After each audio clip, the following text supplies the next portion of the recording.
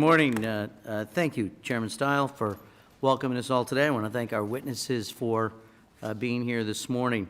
The role of the Election Assistance Commission, EAC, is a critical one. Every American must be able to cast their ballot freely, fairly, and securely, and to have their vote counted as cast.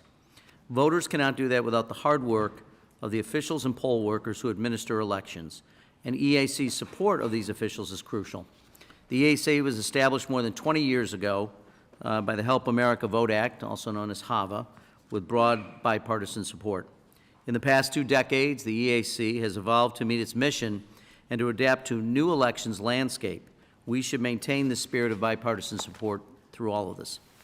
As election-related mis- and disinformation has grown, voters bear a growing burden of having to sort fact from fiction. A trusted clearinghouse of information and resources such as the EAC is invaluable to providing voters with resources they urgently need and ensuring election officials have the tools to educate voters and conduct safe and secure elections in an ever-changing environment. The EAC provides assistance as election officials face growing threats and partners with other federal agencies to address critical infrastructure needs. In recent years, we've seen attempts to undermine public trust and confidence in our elections and the electoral process. And while voter confidence has improved in the last couple of years, having a trusted messenger of election information is vital to our democracy. One of the most significant needs in election administration is robust and consistent funding. Since 2018, Congress has provided more than $950 million in HAVA security grants and $400 million in CARES Act funding, but more is needed. Indeed, President Biden's budget called for investing $5 billion over the next 10 years, and I fully support the President's budget request. Maintaining our democracy requires resources, and budgets reflect society's priorities. So we need to make sure that we're consistent about this because that reflects our support for fair and open and accessible elections. The need for funding is acute. Estimates for what it would cost to adequately fund elections over the next decade are in the billions of dollars. Billions of dollars. Despite being designated critical infrastructure in 2017, federal investment in elections is irregular, unpredictable, and insufficient. Simply won't do. We must provide sufficient, regular, and predictable funding for states and local election administrators through HAVA grants, as well as fully funding the EAC. As a ranking member of this committee and a member of the House Appropriations Committee, I look forward to working with my colleagues to provide an adequate amount of election funding as an investment in protecting democracy, empowering election officials to do their good work, and to approve and modernize federal elections.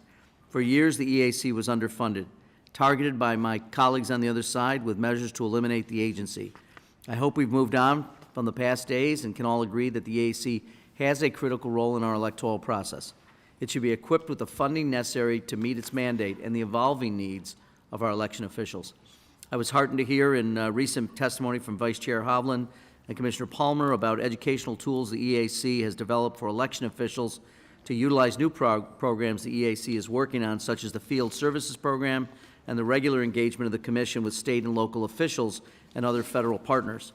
I look forward to hearing from all the commissioners today about the work the EAC is doing with election officials around the country about the implementation of the updated guidelines for voting systems and how the Commission is preparing for the 2024 elections.